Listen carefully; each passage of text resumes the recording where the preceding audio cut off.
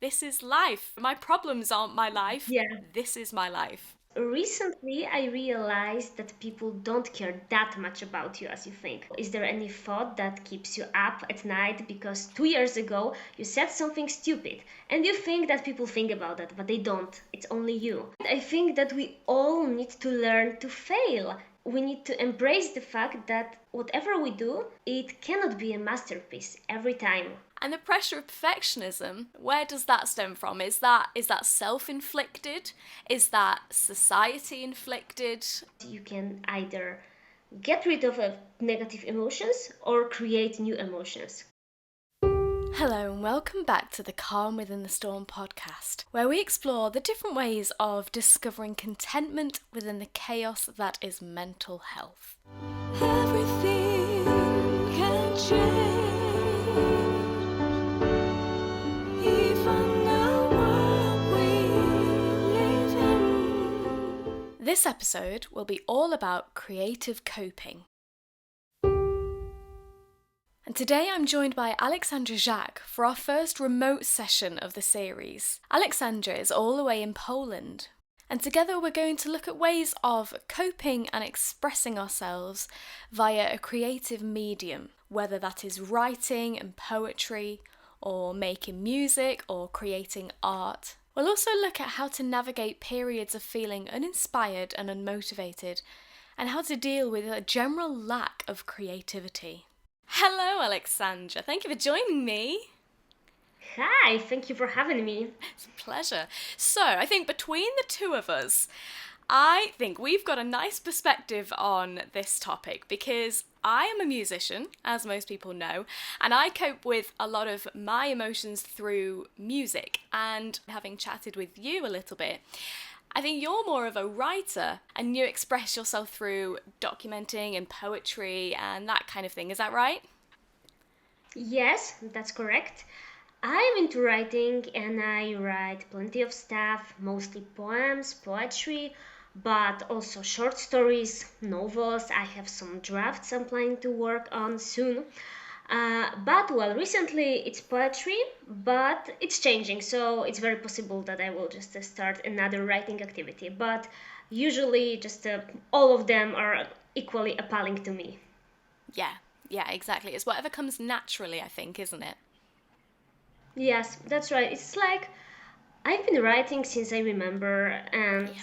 it's just evolved within the time, but still, it's like my hobby, but also my coping mechanism, I guess. Yeah, absolutely. And I think I'm in a similar position in that I think music has always been my coping mechanism, but now it's also my job. And I don't know whether we'll talk into a bit more depth about this later, but I feel like that changes the whole coping mechanism in a whole different way when your coping mechanism is also your job. Yeah, I don't have experience as a like somebody who published officially something because I sometimes just publish in the web only like that or twice in a local newspaper, but I am not like as well known as you are, so Yeah. I don't have this experience of a professional artist creator. So I think that it's quite different for both of us, but well, similar at the same time. Yeah, yeah, absolutely, absolutely. So I would like to open the floor for the results of our first audience poll.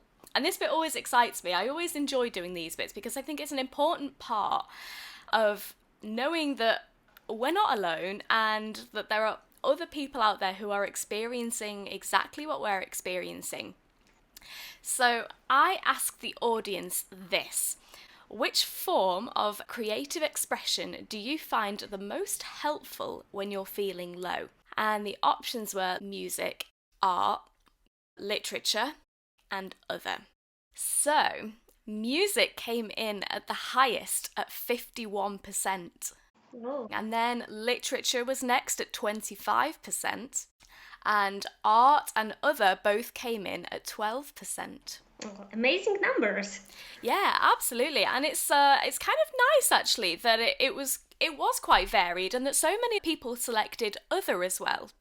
And I've had a few comments from people, which I think if you want to talk in any more depth about either of these, then please feel free. But somebody popped up and said fitness and changing up their gym routine. And I think fitness is a really interesting point because not a lot of people would associate fitness as a creative means of coping.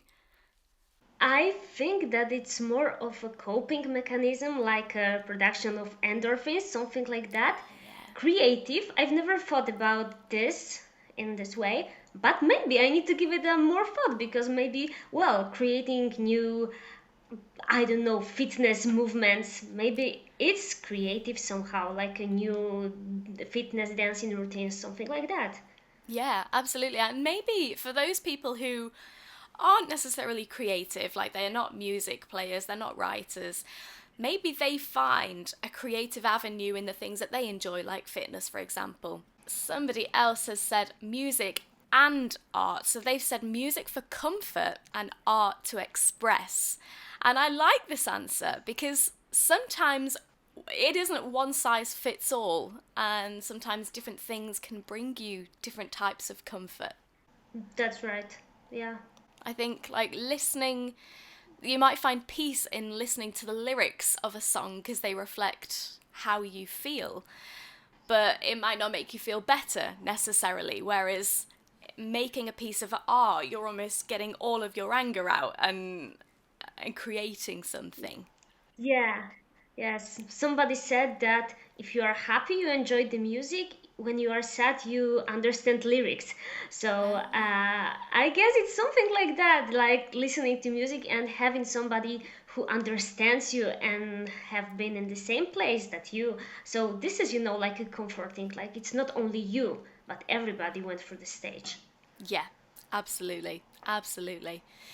And somebody else who selected other, they said nothing. I can't do anything creative when I'm feeling low. And I'm sure this one is relatable for a lot of us. Oh, yes. Yes. Because sometimes there is no capacity for for being creative when you are overwhelmed. So it's normal, I guess. Yeah. And I think something with creativity, I think you mentioned it to me briefly the other day, is that I think, do we put a bit of unnecessary pressure on ourselves to turn our creativity in our low times into something, you know, tangible, that we have this belief that we should use this emotion to create our next masterpiece? And why can't we just feel things without the pressure of having to turn it into something? Well, I think that it's like very common to have these expectations that Yeah. if I create something, it has to be perfect. Because if it's not Yeah. perfect, why am I doing this in the first place?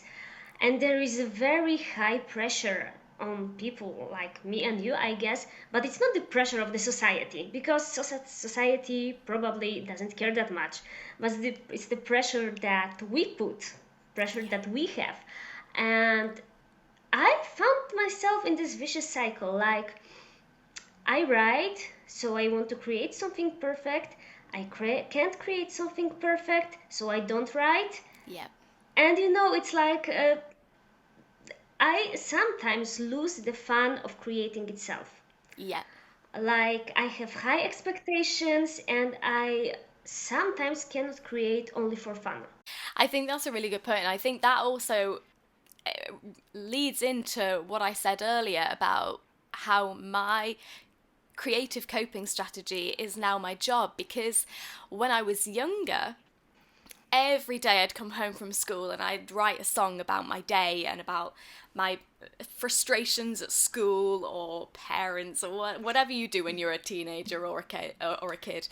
And I never, all of these songs that I made, I never had the intention of sharing them with anybody. So they were literally just an avenue for me to just get it out of my head.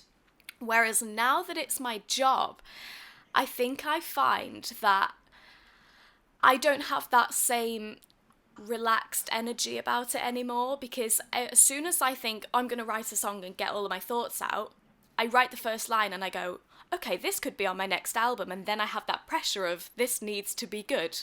you know? That's right. Yeah, because it's something like that, that it's like I am creating something and there is no use somehow to create if I'm not going to publish it, if I am not going to show it somebody. And sometimes I just decide to write something only to hide it. Like I am Yeah, writing for myself, I am not going to publish it, I'm not going to show it to anybody, so I can enjoy that. But there is still this tiny little voice in the side of my head that tells you are a writer, so you need to publish. But if you want to publish, you need to make a masterpiece. So focus on every word, focus on every line, because if it's not perfect, what's the use? yeah. And then suddenly it's not at all helpful to you anymore because it's just making you even more stressed. Yeah, so actually you're just overthinking and focusing on, like tiny little pieces of your work, and the whole fun just disappears because you are working. So you are not freely creating, having fun, but you have a bigger aim in that, like being published or something like that. Yeah, So, yes, I think that we are our own enemies in this case. yeah, I agree. I agree. And I think this leads quite nicely onto my next audience question. So I asked people, when you're feeling low, which difficulty do you most commonly encounter with creative coping? Is it feeling uninspired, unmotivated, or blank? Comparing your work or feeling insecure? The pressure of perfectionism, or other? And the highest scoring option was feeling uninspired, which came in at 41%. Then we had comparing my work, came in at 32%. The pressure of perfectionism was 24%, and other came in at 3%. Yeah, it's sad somehow that we use other people as a reference, like they do great job, so am I equally good? Like, everybody is different, everybody has a different style, does other things, and we still look up to somebody who is, well, better than us. So they know better, they are better. How can I compete with them? But it's not about competition actually. Like everybody is in their own field, so Yeah. we can just stay there, have fun, and don't look at the others. But it's always hard. Like, that this is when this perfectionism comes in. Yeah. And I think something that you said then, I don't know why, just made me think of the difference between children with this kind of subject, like creative coping, and adults with creative coping, because I think children still have that innocence and they've not almost been touched by society yet in the way that they don't have to create art for someone, they don't have to make something that's wonderful. They're literally just sat there with a paintbrush and paper and they can just create something at their own will. And there's something really beautiful and peaceful in that. Whereas I think an adult would have Yeah. all of these issues that we've just raised. Like they might look at their work and go, oh well, my friend's work is so much better, or this piece of work is never going to get anywhere because it's not up to the standard. And the pressure of perfectionism, where does that stem from? Is that self-inflicted? Is that society inflicted? That's a tough one. Well, I personally think that it comes from within. Yeah. Because recently I realized that people don't care that much about you as you think. Like, for example, is there any thought that keeps you up at night because 2 years ago you said something stupid and you think that people think about that, but they don't. It's only you. Yeah. And I just see many examples of amazing artists, creators who are being told that, well, it's good, this is amazing, you can be proud of it, but they are like, nah, it's not that bad, it's not, sorry, it's not that good, and I am not so sure, it could be better. So even if you get appreciation from the others, if you feel insecure deep inside, people can't take it away. Doesn't matter how hard they try. Yeah. Yeah, that's a really, really, really interesting point. Really interesting. But you've got to be happy with it, and if you're not happy with it, it doesn't matter what anybody else says. Yes, yes, that's why you need to appreciate yourself and your work first. Yeah. So then people can appreciate it because, if you are happy, then it makes everything, perfect somehow. But if you are not happy with your work, you will always be this unhappy artist creator who has big expectations and is always unhappy with the outcome, even if somebody really enjoys that. Yeah. So, well, I think that the change is inside. Yeah.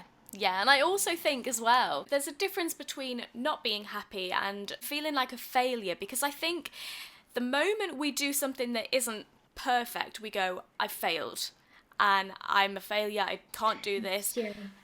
As opposed to, if it's not the best work you've ever done, just put it to one side and accept that it's not the best work that you've ever done. You're allowed to not be perfect all of the time. That's right. I think that we all need to learn to fail. Accept Yeah. the fact that we can fail.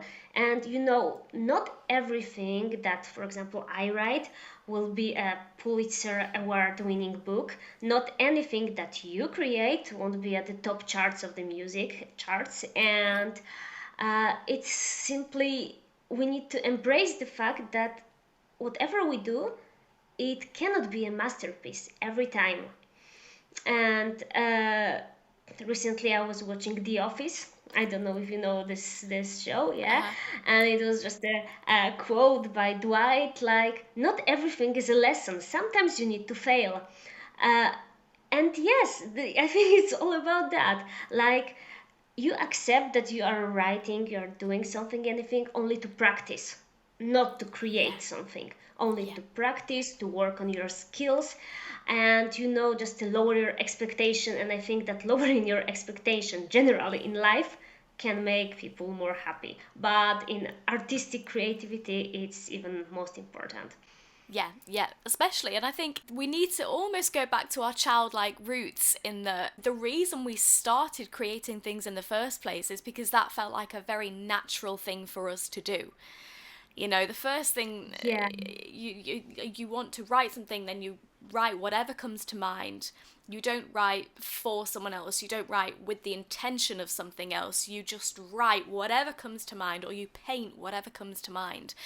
And I think it's so beneficial for us to forget all of the pressures that come with creating something and just like what good is our therapeutic roots if we cannot just feel therapized, if that's a word, if that's, I don't know, but if it can't help us, because the moment we start doing it, we just give ourselves more pressure. That's right, that's right. Because, as you told, like when we were children, it was like you didn't think who is going to read that, who is going to see that. You Yeah. didn't think if somebody likes it or not, because you were just sitting, reading, and not reading, writing, and not rereading that, not analyzing, not correcting, not checking grammar, not checking punctuation. It was like Yeah. doing it for the fun of it. And there was no this later edition process, which usually makes everything more complicated. Like just proofreading is Yeah. like, oh my god, why, what I did, and should I even start it in the first place? So yes, I think that we should stop at creating and not coming back to post edition, because, well, this is when those high expectations appear. Yeah, yeah, and I think ultimately, I think we need to find a purpose for being creative that isn't, the purpose isn't to give this to someone else, it isn't to release this isn't to publish it. What is your personal purpose for creative coping? For me, it works in two ways. Yeah. Because, first of all, I can express my emotions and feelings the way they are without sugarcoating them. Like, put them Yeah. directly, talking about the sadness, about the pain, about the difficult emotions. But on the other hand, I can create a different reality in which everything Yes. is the way I want it to be. And I think that those two different roles of creative coping are, like the most important, because you can either get rid of negative emotions or create new emotions, create new realm when you are someone Yes. else. and create a reality, the only one you can control actually. And Yeah. I think that it's the power of that you can be in a different place for a while, and this is the place exactly you want it to be. Because when you read a book, okay, it also transforms you to the different place, but you may not like the way the book ends or something like that. But when you create Yeah. something on your own, you are the god there, you have control, you are the master, you give yourself everything you need in this way, I guess. So this is how it works for me. Those like two main roles of writing as my creative coping mechanism. Yeah, I love that. I absolutely love that. It's interesting to see kind of why people create stuff and how it makes them feel and what they want to achieve from, letting all of their frustrations out in a creative way. And I think the next question that I asked, I think this has been a really really interesting insight into people's, I guess, purpose behind their creative coping. So I asked, why do you think creative coping is most helpful to you? We've got a healthy form of distraction. It clears my mind and gets my thoughts out. It allows me to see the world differently and other. And 50% of people said a healthy form of distraction. 33% said it clears my mind and gets my thoughts out. 7% said it allows me to see the world differently. And 10% said other. And I think this is really insightful. I think it tells you that a lot of creativity is like one big form of escapism for a lot of people. Yes, yes. And when I just look at those questions, I wanted to pick all of the answers. It Yeah, was like, oh my God, yes, it's like it has so many different roles and functions. So uh, yes, and it's like as you said, it's a healthy distraction. So it's not destructive, and this is the beauty of that you get distraction, you can feel better for a while, and yeah, at the same time you can create something, you can see the result, you have something, you can yeah. have something, you can, I don't know, read, touch, listen, and this is the outcome of your emotions, of your inner world. So many benefits of that. Yeah, absolutely. I think it gives you a moment to almost turn off your mind a little bit and just appreciate exactly what's in front of you or all of the things that are around you that aren't your problems, if you know what I mean. So, all of the nice colours, the fictional worlds, romantic poetry, nice uplifting music, all of those things that you absolutely would disregard when all you're thinking about is your intrusive thoughts. Yes, because I've been thinking about it yesterday, and for example, many people appreciate mindfulness, like be here and be now. But Yeah. sometimes you don't want to be here and be now, and that is why you need to go in a different place somehow. And this is how this creative coping helps, I guess. Yeah. Like, okay, it would be awesome to accept the reality it is, but sometimes we just need the distraction. We need to do something else, and creativity is an amazing tool because there are so many different ways you can express yourself, Yeah. like plenty of, and I think that everybody can find something they can like. So you need only to keep your eyes open and try different things because there are so many of them. Yeah. Yeah, and what works for one person might not necessarily work for you. Like you might be a writer, but music might not be a very natural way of coping for you, or vice versa for me. Reading a book or writing a book might just bring me lots of stress, you know? And Yeah. if you're not a creative person by nature, say you're more of an academic person or you're more of a physical person, again the fitness would then come into that. And Yeah. someone else has written in and said, so I asked people as well, any particular creative methods or mediums you practice that you'd like to share? And somebody put such a lovely answer. They just put, I watch our backyard with all of the birds and all of the squirrels and all of the wildlife. And I thought that was so nice because sometimes when we're feeling stressed, we can't create things or we don't want to create things, and sometimes just sitting and being at peace with the world and taking in all of the things around us that normally we wouldn't think twice about is a really lovely way of grounding ourselves again and just kind of reminding us, like, this is life. You know, my problems aren't my life, Yeah. this is my life. Yes, that's right. And it may turn out that the world you are writing about, it exists actually, that you have Yes. it in the front of you.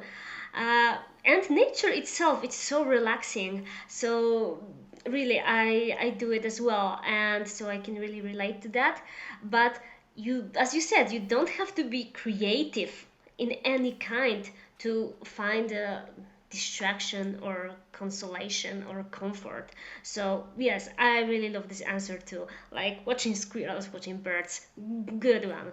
Yeah, and that's something you just said there as well, I think is really interesting because you said, I can't, I don't know if I can quote this exactly, but you said something along the lines of, um, it's like the world that you've created, it actually exists around you. And I think that's really interesting because I think with a lot of creative stuff, you get everything out onto a page or into a song or whatever. And when you look back at it, you think, yeah, this might be fiction or this might be abstract, but there's actually a lot of things that I can see in this that are real. I think that's like almost a big wake up call in that, like, yeah, you can vent all of your frustrations, but it all stems from really natural topics and areas of your life that mean things to you personally, and you're really touching on them and it's making you think about them a lot more. Yes, that's right, because you don't have to write or create only when you are influenced by negative thoughts. Because you can also express beauty, love, friendship, Yeah. and having it on the paper make you more aware of that, I guess, somehow.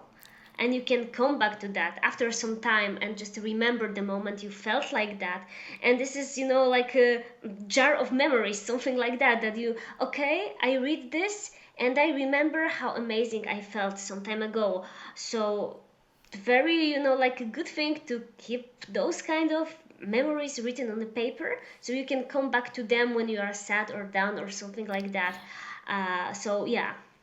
Yeah, and I think a good thing for doing that as well, a good way of doing that is with writing especially. I think you mentioned it to me the other day where you just go on autopilot and do automatic writing. You just write everything that's in your head. It doesn't matter if it makes sense, it doesn't matter if it's grammatically correct. You just write everything. And that's really good to then come back to and be creative with that afterwards. It doesn't have to be creative there and then, but if you read that back, you might find there's a line in there that goes, okay, that's a good song lyric. Yes, that's right, but it also tells you plenty of about your state of mind, because I discovered this technique at the university. There was a teacher, she gave us paper and she was like, you need to write right now. Don't stop, don't think about your next sentence, don't think about grammar, punctuation. You need to write, don't stop. Under any condition, don't stop. You need to write continuously. And when I just finished and I look at this paper, I was like, oh my god, I had no idea that I have so many things in my mind bothering me right now, but I needed to let them go. And if it would be me, like, oh, I'm going to write a diary or something like that, I would think about every sentence, like how to make it even more perfect, Yeah. how to make it more emotional. But when I was writing without thinking about what I am writing, it was like a mind opening, really. I really enjoyed that. And I just look at this page and it was like, oh my god, it's really happening in my head. And the teacher said, now throw it away, this paper. And it was like, oh, and Ah. then my negative thoughts are gone. And it happened. So I also really recommend that, like writing your thoughts, emotions, and just throwing the paper away. Allow yourself Yeah. to get rid of every bad negative emotion or pain or something like that. So I really recommend that, worth trying. Maybe somebody will like that. When I lost my dad, I had really, really bad intrusive thoughts about the whole process. And what I ended up doing was I bought myself a really little notebook, like a really cheap 10p kind of notebook. And I called it my burn book. And whenever I had a really bad thought, I'd just write it on a page and I could rip it out and burn it. And that was the whole intention of the book. And oddly, it's so satisfying. Out of sight, out of mind. It's not there anymore. When you have those record of good memories on the paper, you come back to them, that's good. But when you have record of bad memories, throw them away. Yeah, and sometimes as well, like if you are someone who can't just hold things inside, like you have to have something written down or you have to tell someone, which is exactly the kind of person that I am.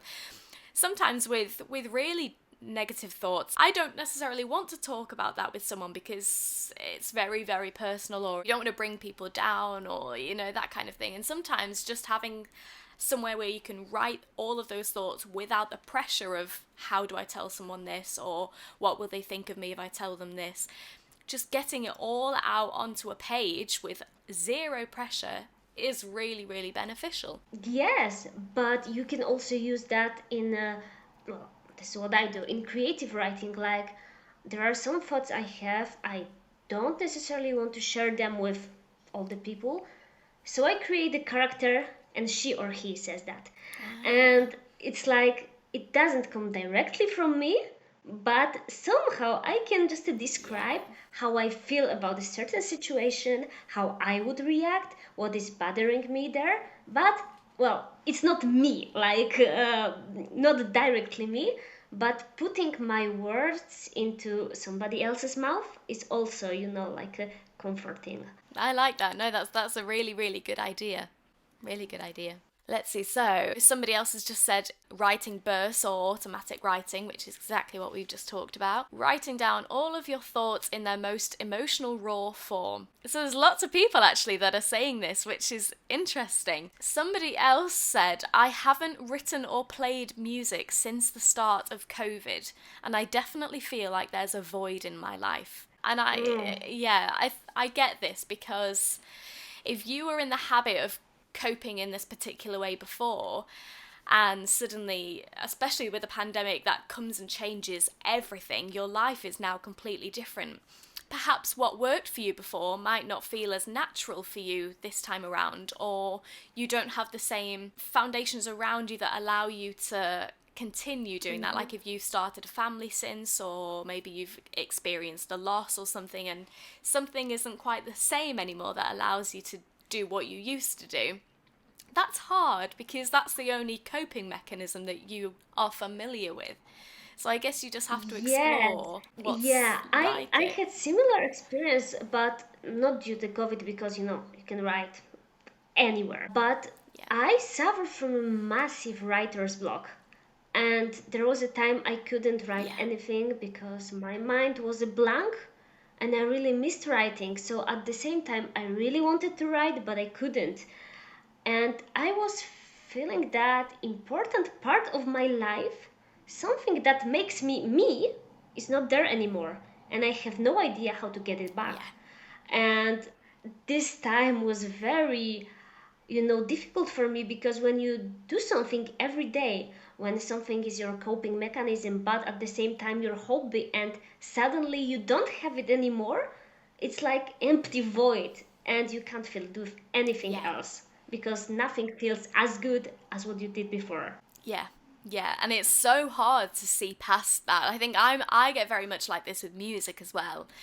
And I used to be such a prolific writer, especially when I was younger. Like, I'd come home from school or college or whatever, and I had no pressures of adulthood at this point, and running a business and earning money and everything else. So I'd just come home and I'd just write and express myself and play music naturally. And I think now that I'm an adult and it's my job, I find that I get writer's block so often.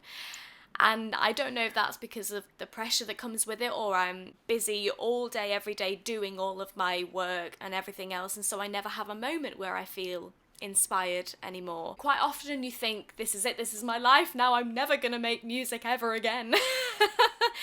But you have to break that cycle, and sometimes it's very hard, because you might pick up a guitar and you go, I'm writing for the sake of writing, and all I've got is, trees are green and the sky is blue, and it's rubbish. It's absolute rubbish. But I found what helps me is picking up a new instrument, for example. Like if I took my piano, I have a sudden new wave of inspiration because it's the same kind of avenue, it's the same coping mechanism, but on a slightly different means. And I guess maybe with writing, if you're, I don't know, a crime writer, for example, and you can't think of any crime stories, try writing something whimsical and fictional and fantasy, and maybe that'll trigger a whole new way of thinking for you. Even though it's the same means, it's a different means. Yes, that's right. And even like switching from poetry to, for example, long stories, it's like changing the whole, medium of expression. And even when you start to, I don't know, write rhymed poetry, but then you don't want to follow that. So there are so many different ways you can express yourself within one medium. Okay, writing is writing, but there are so many different ways to develop that, to so many different places to explore yet. And this is fascinating for me. Like there are so many different types of texts I've never written before. Maybe I will, Yeah. maybe I won't, but there is still so much to explore for me. Yeah, exactly. And do it for you. You don't need to publish them all. You can just write a little bit and come back to it or something. I think taking the pressure off is a really big thing. Yes, that's right, because when I was writing with the aim to publish, I got the massive block at the very beginning because I was like, okay, I have a certain aim in my mind. People are going to like it or not. I need to make it perfect so people will like it. I need to make it Yeah. readable. I need to make it the way that publisher will love that. I need to think about people who will read that because they are the most important. I am not writing for myself anymore. I am writing for other Yeah. other people. So Yeah. when I decided that okay, I don't feel this pressure anymore to publish, life became easier. Like, okay, I still have those thoughts deep inside that I would like to publish one day, but it's not necessity for me anymore. And that was very, like it gave me freedom somehow in the process of the whole creation. Yeah, and I think about my current album that I have coming out, and I see even in the songs that I've picked to go on the album, straight away I can feel which songs I wrote for me and which songs I wrote for the album. And I'm so much more Oh yeah. drawn. Yeah, I'm so much more drawn to the songs that I wrote for me because I think when I wrote them, I didn't intend on putting them on the album. I've been thinking recently about one of your songs from the past. It was Shelby's song. It was this line Ah, like, I am not sure if I am correct, like the very, very, precise, but in the world of lost imagination, say what you think, it is your creation. And yes, and I just related to that so hard recently. Like, yes, this is your creation. The world may be different, it may be, like a sad, depressive place for you. Sometimes this is your creation. Fake it till you make it, till you believe it. Yeah. So you were my inspiration somehow. Yes. I love that. I love that you've just made me re-love that whole line again. Thank you. There is something I would like to try one day when it comes to, for example, how to defeat like a writer's block. One of the thing I've never tried is trying to write with somebody. Like Yeah. one person writes a line, the other writes another. Yeah, never tried that one before, but would like to try it one day. So if you're willing, we can try somehow somewhere. And yes, let me tell you even something more about this writer's block because I think that it may be just useful for other people. Just came to my mind. I think that you can let yourself be idle for a while, Yeah. like no pressure, because when you expect to write every day, you will hate that. So you can Yeah. simply let it go for a while, But other people recommend, for example, creating a routine out of it. So write, for example, every day for 1 hour between this or that time, and make a routine out of it. Also great, because when you are forced to do this, you will do that, and you need to get rid of all of Yeah. distractions like a phone, like TV. And this is the most difficult, because sometimes I am like, okay, I will read something only to inspire me, and then I end up reading a whole book and not doing the writing. Like, looking for inspiration is a huge excuse to do other things. For example, for me as a writer, what I find useful is, I don't remember the name exactly, but there is a Facebook page, and it provides you with, maybe not ideas, but it's like they give one line. For example, she opened the door and she saw somebody that she never Okay. expected to see. And you create your own story based on that piece, the one sentence. Or, for example, he opened the envelope and he realized that his world will never be the same. And it gives you plenty of field to create. And when you don't have your idea, somebody can give you one. And you may think like, okay, I don't feel like writing about a guy who opens an envelope, but well, practice makes perfect. If you are not going to publish a story about the guy opening envelope, you can still use it as your resource, as your practice, as your training. It's always useful and worth recommending. And also, as we discussed, like rewriting others people's work, it's also good. Yeah. Like what I did, there was a song, for example, and it was sung by a guy to a woman, and I decided to write this song as that woman, like how she feels, how she understands what he said. And at the same time, I tried to keep the original flow of the song, the original environment. So it was amazing because it was creative at the one time. But the other thing is that I need to focus hard on this to create a similar but not the same work. So when I was focusing that hard on that, I didn't have the time to think about things that were bothering me inside.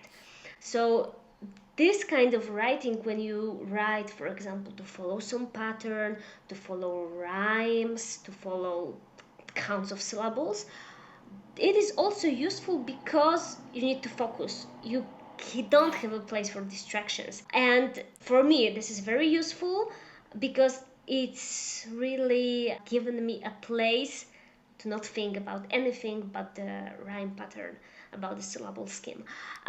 So yes, this is also good, I guess. And you can simply get inspired by other people, what they say. Even you can take one line of somebody's song, take one line Yeah. that somebody said, and build the whole story around that. And I remember that I watched your interview about constellations.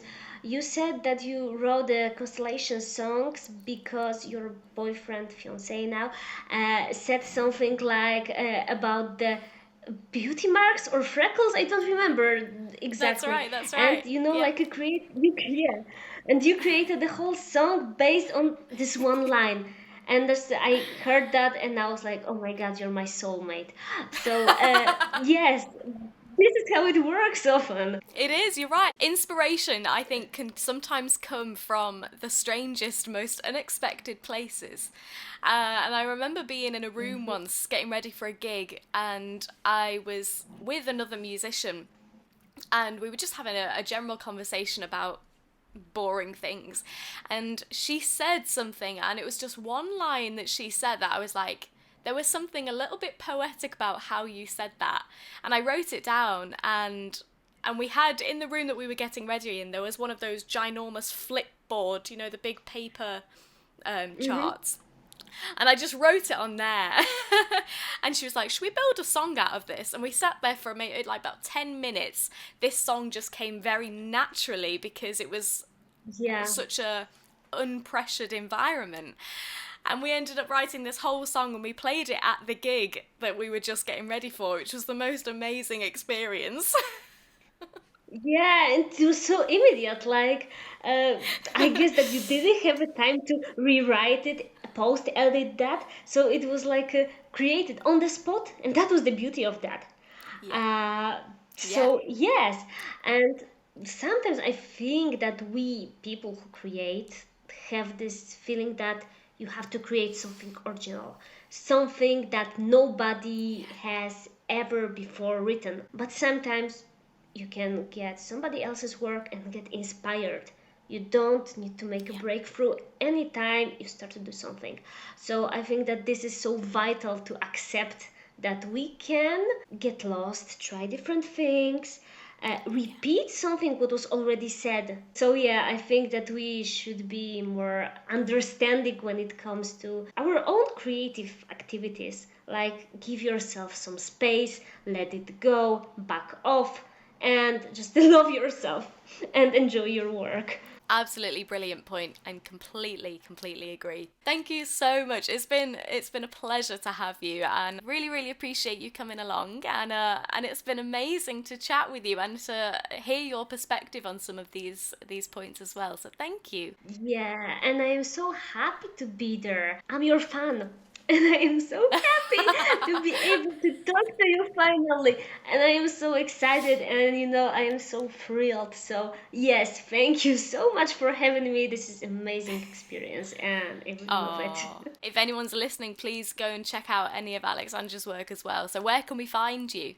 That is a good question. I publish some, yeah, because there is some on my Facebook, but I have a section of poems on my Instagram. Okay. So, yes, I think that the Insta will be the best source. But I guess I need to publish more. So, yeah, maybe this podcast will give me more power and, I will be more convinced to go to the world. Who knows? Who knows? Maybe we will both benefit from that. Yeah, no pressure. It's all good. And thank you for having me again. And I hope we can talk to each other so in the future. So don't be a stranger. Talk to me sometimes. Absolutely. Thanks very much. See you soon. Thank you. Bye.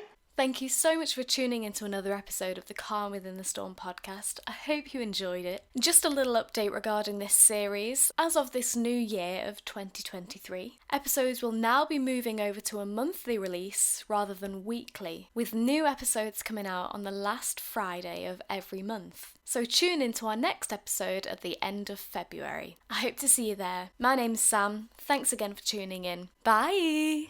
Everything can change.